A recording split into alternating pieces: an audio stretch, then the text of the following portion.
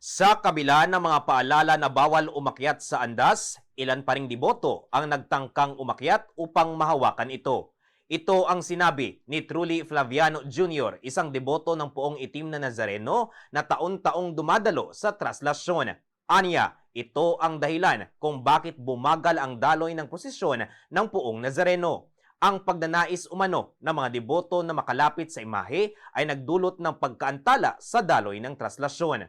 Diyan po kasi yung mga kapatiran nating mga kapulisan para po mabigyan ng mas makausad po ng mas maayos ang ating pong andas. Pero hindi pa rin po talaga maiwasan na meron pa rin talagang gustong umakyat at gusto talagang magaw ng lubid. Kaya po talagang hindi po ganun kabilis din umuusad ang kanya pong andas ng ating pong mahal na pong Hesus Nazareno.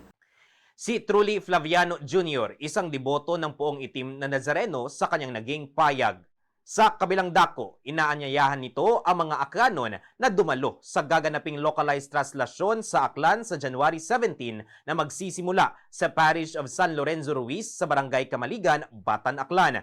Iikot pa ito sa iba pang parokya sa Aklan sa susunod na mga petsa at magtatapos sa January 29 sa Boracay kung saan magsasagawa ng prosesyon sa buong isla at Misa Mayor sa Our Lady of the Most Holy Rosary Parish. Samantala, malaki ang pasasalamat ni Flaviano kay Bishop Victor Bendico, Archbishop of Capiz at tumatayong Apostolic Administrator of Calibo matapos silang italaga noong November 22 bilang isang Diocesan Nazareno Organization sa Aklan.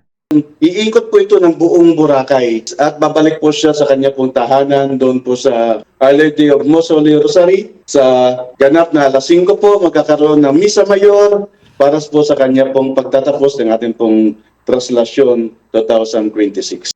Mula dito sa Bombo Radio Calibo, Bombo Vince Josh Reyes nag-uulat, and this is Bombo Radio Philippines, the #1 and most trusted source of news and information. Basta Radio, Bombo!